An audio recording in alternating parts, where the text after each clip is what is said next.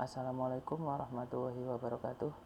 Perkenalkan, nama saya Khairul Anam, mahasiswa semester 4 Universitas Terbuka Prodi Sistem Informasi dengan NIM 0531400613.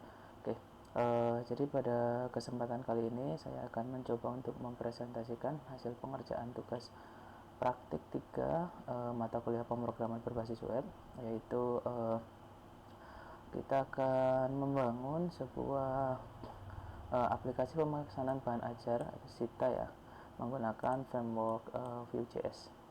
Jadi untuk fokus utama pada presentasi kali ini adalah saya akan menjelaskan sistematika arsitektur aplikasi dan argumentasi teknis mengenai penggunaan fitur-fitur Vue.js seperti komponen, data binding, computed properties, dan watcher dalam menyelesaikan studi kasus stok dan tracking DO ini ya.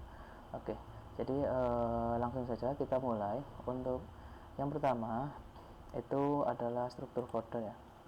Oke, untuk struktur folder di sini saya rapikan dulu. Oke, jadi untuk struktur folder saya memisahkan logika JavaScript di folder JS di sini ya.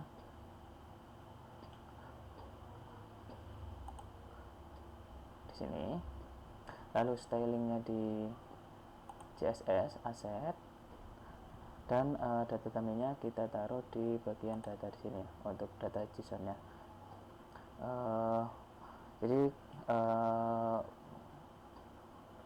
dan lalu untuk bagian komponen ini, jadi alih-alih saya menulis semua kode dalam satu file app.js ini,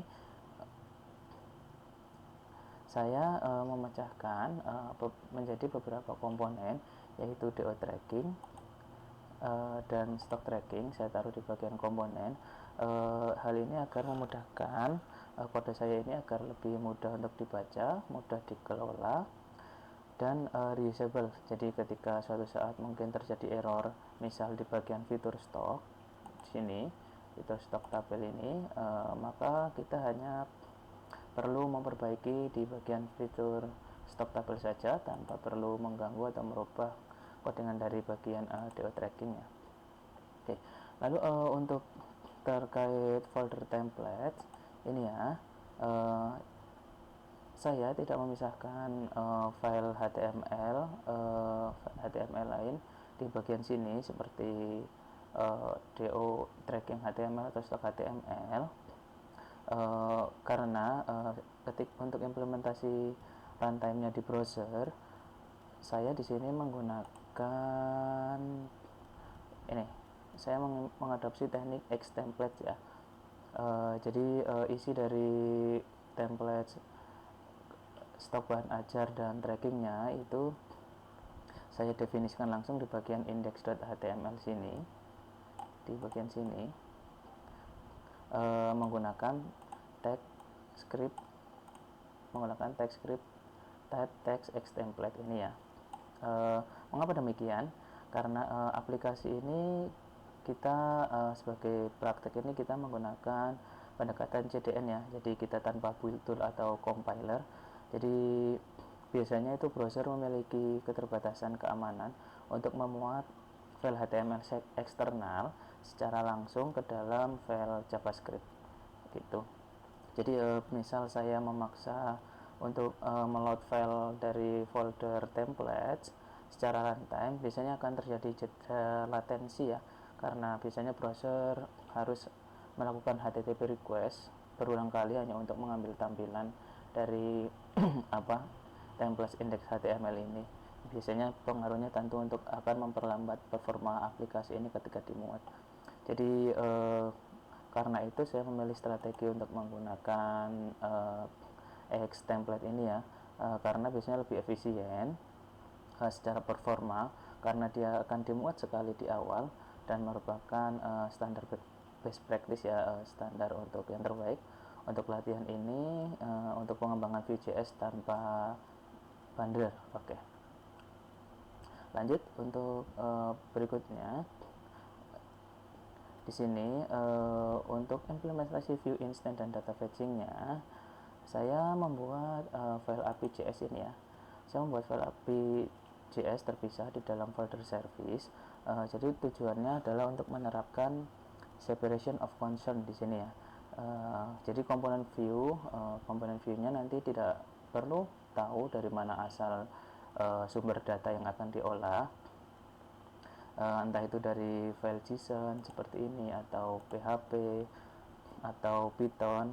Dia hanya cukup nanti memanggil si API service ini untuk meminta data kepada API service ini ya. Jadi ini membuat arsitektur aplikasinya lebih rapi dan mudah dikembangkan untuk scalable ya. Jadi ketika nanti di bagian app.js ini kita tinggal sebelum melakukan instance view-nya, saya pastikan dulu bahwa dokumen ini dapat dimuat sebelum app instance-nya dibuat. Jadi pastikan semua komponen itu dimuat ya. Lalu di sini fungsi dari API service itu nanti si view tinggal memanggil si API service ya. Jadi dia tidak tahu database-nya itu sumber filenya dari apa, dia hanya tinggal memanggil si API service dari API.js ini. Gitu ya. Oke. Lalu untuk di bagian app.js ini saya menggunakan metode fetch ya. Di sini fetch data untuk mengambil file dari JSON tadi. Mengapa demikian? Karena meskipun datanya lokal, saya mensimulasikan komunikasi dengan API backend yang sesungguhnya atau asinkronus ya. Jadi data yang diambil kemudian akan disimpan ke dalam state global.db ya, gitu. Lalu saya juga menggunakan container. Nah, saya di sini juga menggunakan fitur dynamic komponen ya di sini ya. Saya menggunakan fitur dynamic komponen di sini. Fungsinya untuk navigasi tab. Jadi hal ini akan membuat lebih efisien ya daripada kita menggunakan banyak v-if di HTML, karena view akan merender komponen yang aktif saja secara dinamis ya, jadi tidak perlu meload lebih banyak itu. Oke, lanjut sekarang ke pembedahan ke bagian indeks HTML ya. Lanjut kita ke bagian indeks HTML ini. Saya yang seperti saya bilang di sini saya menggunakan navbar biasa yang terdiri dari stok bahan ajar dan tracking DO. Lalu di sini kita akan langsung menampilkan untuk halaman utamanya itu daftar stok bahan ajar ya di sini. Dan lalu fungsi xtemplate lainnya yaitu untuk tracking delivery. Jadi saya taruh di bagian indeks semua gitu. Oke, lanjut kita ke bagian stok bahan ajar ya. Kita bagian ke stok di sini.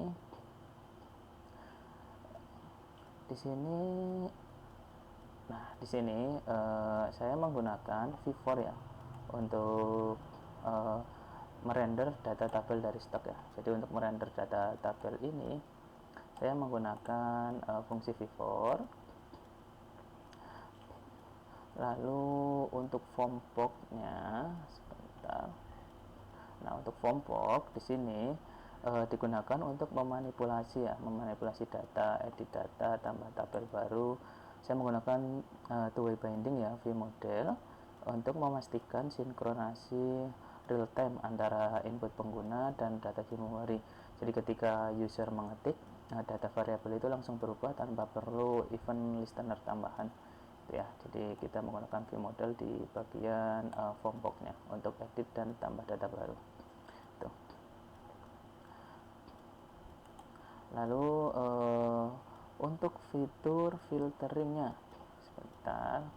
Nah, untuk fitur filtering di sini filtering berdasarkan UPJJ dan kategori serta sorting di sini.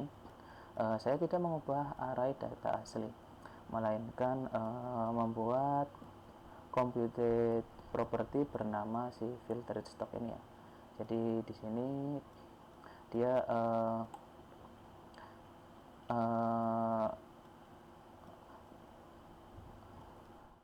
karena dia memiliki sistem caching ya. Jadi fungsi filter ini nanti hanya akan dijalankan ulang jika dependensinya seperti filter UPJJ atau short key-nya itu berubah. Jadi ini akan menjadi lebih efisien secara performa dibandingkan kita menggunakan metode ya gitu. Lalu saya juga menggunakan watcher. Watcher pada properti initial data stock ini saya menggunakan watcher karena data di fetch secara async di parent, komponen ANA biasanya perlu menunggu data untuk siap ya. Jadi si watcher ini akan memastikan bahwa segera setelah data inisial ini masuk, maka data tersebut akan disalin ke local stock agar bisa dimanipulasi oleh CRUD tanpa memutasi proc secara langsung gitu. Lalu untuk bagian filter sebentar. Nah, untuk bagian filter ini saya men-setting format ini ya, format currency ya, dan satuan unit di sini. Jadi ini untuk memisahkan logika presentasi dari data. Jadi data tetap berupa angka murni atau integer nantinya agar tetap bisa dihitung, namun nanti tampil di layar seperti ini, tampil di layar dia dengan format rupiah gitu ya, dan buah ini. Oke gitu. Lanjut ke bagian tabel berikutnya, yaitu si tracking DO. Oke. Di bagian tracking DO, sebentar, tracking DO di bagian tracking. Nah, tracking delivered order di pertama di bagian search box ya. Ini di bagian search box-nya saya menggunakan event modifier keyup enter dan keyup ESC ya. Di sini fungsinya untuk meningkatkan user experience. Jadi pengguna tidak perlu menggeser pointernya menggunakan mouse untuk mengklik tombol cari. Dia hanya perlu mengetik nomor delivery lalu menggunakan tombol enter ya. Nanti otomatis dia akan melakukan pencarian. Jadi menambah user experience jadi lebih mudah gitu. Lalu untuk bagian JavaScript-nya, saya di sini menggunakan computed ini untuk computed property untuk meratakan di sini menggunakan flattering tracklist ini untuk meratakan struktur dari bahan ajar JSON ini untuk diratakan sehingga data tersebut bisa menjadi array biasa yang nantinya tujuannya agar mudah untuk diolah oleh V4 ya gitu. Lalu untuk bagian selanjutnya saya juga di bagian SafeDO. Nah, di bagian SafeDO ini saya membuat sebuah validasi sederhana ya di sini. Jadi validasi input sederhana yang mana nantinya ini akan muncul validasi di bagian sisi klien apabila dari ketiga elemen ini ada yang tidak diinput, maka dia akan memunculkan pop-up alert dengan tulisan lengkapi data DO ini ya. Tuh, jadi ini penting agar memberikan umpan balik kepada user agar nantinya ketiga elemen ini wajib untuk diisi oleh user. Okay. Untuk pembedahannya mungkin cukup seperti itu. Lalu kita akan coba untuk demo live previewnya. Di sini saya akan coba untuk preview. Nah, ini untuk tampilan awalnya. Jadi saya akan coba melakukan filtering ya di sini untuk filter daerah Jakarta, apakah berhasil. Nah, Di sini filter untuk berdasarkan daerah berhasil. Lalu kita coba berdasarkan kategori NK wajib. Ya, ini karena NK wajib semua. Misal kita ganti NK pilihan, nah maka dia akan kosong karena di daerah Jakarta ini tidak ada NK wajib ya. Jadi untuk filternya berdasarkan daerah dan kategori ini berjalan dengan normal ya. Oke, lalu kita coba untuk filter tampilkan yang perlu di reorder, jadi yang statusnya stok menipis ya. Oke, di sini, nah di sini muncul untuk filtering berdasarkan yang perlu diorder, dan untuk keterangan HTML-nya juga ini muncul ya. Saya membuat hover, jadi muncul berdasarkan dari keterangan HTML. Jadi ketika si kursornya itu kita dekatkan dengan kunci status, maka akan muncul hover keterangan dari HTML ini ya. Oke, lalu kita akan coba untuk fitur edit ya. Fitur edit, misal kita ubah menjadi 10 agar stoknya aman, lalu kita klik enter. Nah, maka dia akan hilang karena statusnya sudah melebihi, sudah aman. Yang tadinya kosong, 10 jadi ini. Jadi untuk fitur edit itu sudah berfungsi. Sekarang coba kita untuk fitur penambahan data baru ya. Kita akan coba untuk menambahkan data barunya. Di sini coba misal SDSI 4209, judulnya tentu saja pemrograman berbasis web. Kategorinya kita wajib, ini untuk Jakarta. Lokasi rekening kita random ya, coba A2 B1. Untuk harganya kita set 90. Lalu untuk stoknya ini kita masukkan 11, dan untuk safety stoknya kita masukkan 5. Lalu kita ini catatan, kita masukkan testing. Nah, lalu kita coba, ini kita tidak perlu menekan tombol simpan ya, kita tekan enter. Nah, jadi kayaknya berfungsi ya. Di sini sudah masuk datanya untuk pemrograman berbasis web. Nah, dia aman, dan hovernya untuk detail keterangan HTML-nya dia juga berfungsi. Misal kita edit, kita ubah jadi 2, maka dia akan berubah menjadi menipis. Oke, jadi untuk stok bahan ajar ini berfungsi dengan normal ya. Lalu untuk bagian tracking DO, kita coba untuk pencariannya. Sebentar, saya ambil contoh datanya di sini. Itu untuk data trackingnya adalah ini, DO 2025/01. Ini saya coba masukkan bagian pencarian, lalu kita ketik enter. Nah, maka untuk pengambilan detail trackingnya ini sesuai, masuk semua ya. Nah, untuk update, misal kita coba selesai, kita update status. Nah, dia akan update untuk tracking berikutnya gitu. Lalu untuk input delivery baru, kita akan coba masukkan link. Nama mahasiswanya Hairul 6. Batisinya kita reguler, paketnya paket dasar. Nah, ini isinya akan muncul. Tanggal kirimnya kita pilih hari ini. Untuk total harganya juga langsung otomatis muncul ya. Jadi misal kita ganti paket yang IPA, dia muncul, dan paketnya muncul ya. Kita coba create buat DO baru. Nah, DO berhasil dibuat ya. Jadi ketika kita coba tracking di sini dengan nomor 2, nah maka data pengirimannya juga sudah muncul ya gitu. Oke, lalu misal kita akan coba untuk validasi tadi. Misal kita hanya menginput name saja tanpa memasukkan nama mahasiswa. Ekspedisi kita input, ini input semua. Oke, kita coba buat.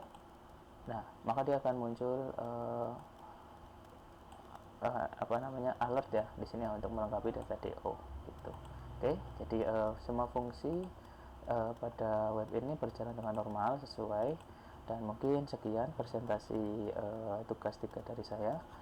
Kurang lebihnya mohon maaf, saya akhiri. Wassalamualaikum warahmatullahi wabarakatuh.